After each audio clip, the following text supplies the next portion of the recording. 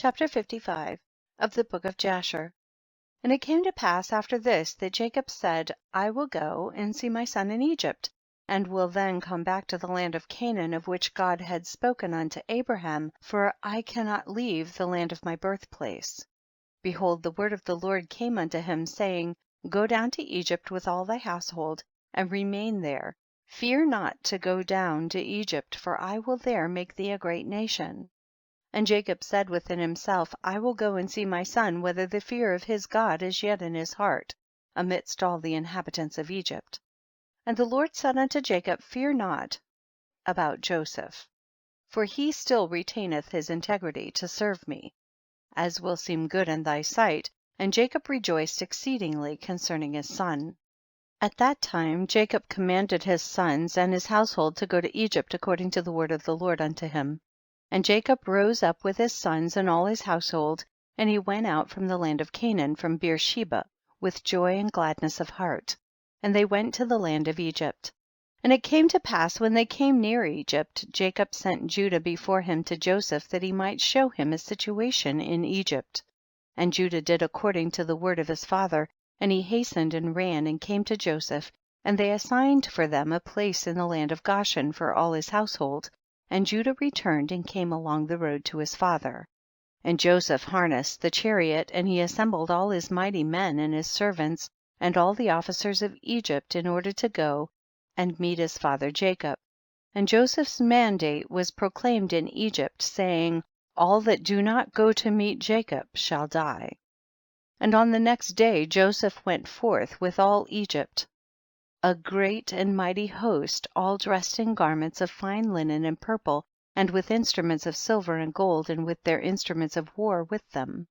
And they all went to meet Jacob with all sorts of musical instruments, with drums and timbrels, strewing myrrh and aloes along the road, and they all went after this fashion, and the earth shook at their shouting. And all the women of Egypt went upon the roofs of Egypt and upon the walls to meet Jacob, and upon the head of Joseph was Pharaoh's regal crown, for Pharaoh had sent it unto him to put on at the time of his going to meet his father. And when Joseph came within 50 cubits of his father, he alighted from the chariot, and he walked toward his father. And when all the officers of Egypt and her nobles saw that Joseph had gone on foot toward his father, they also alighted and walked on foot toward Jacob. And when Jacob approached the camp of Joseph, Jacob observed the camp that was coming toward him with Joseph, and it gratified him, and Jacob was astonished at it.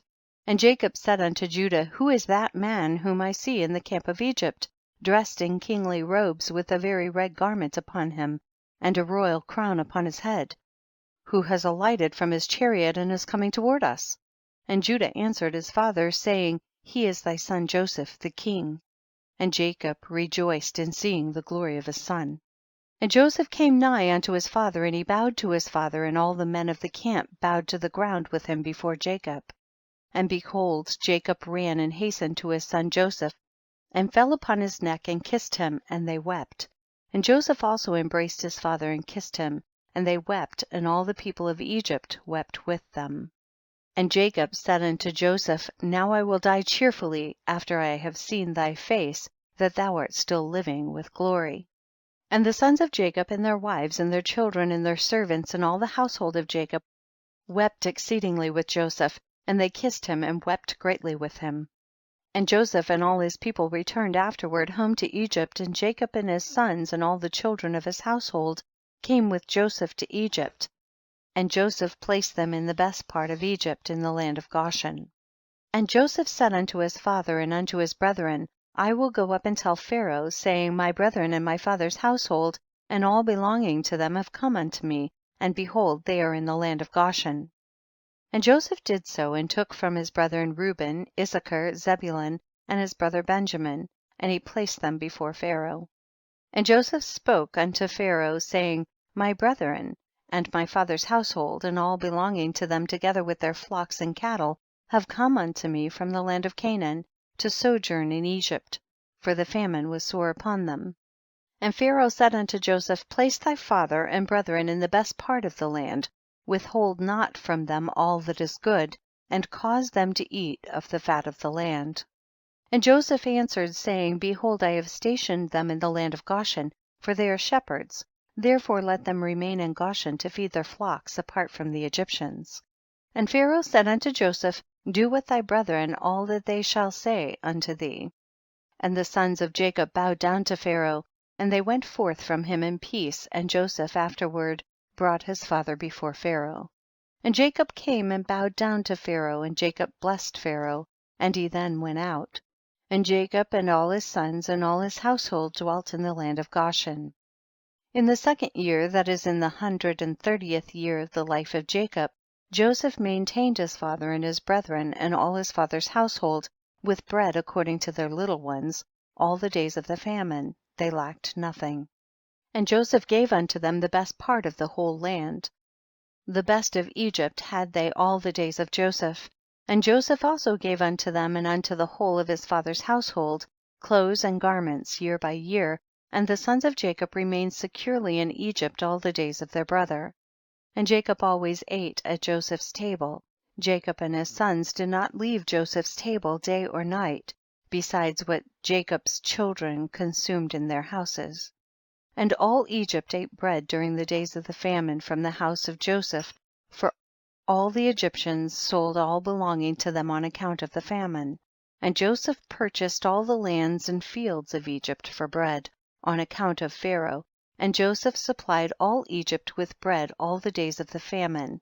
And Joseph collected all the silver and gold that came unto him for the corn which they bought throughout the land, and he accumulated much gold and silver, besides an immense quantity of onyx stones, bdellium, and valuable garments, which they brought unto Joseph from every part of the land when their money was spent.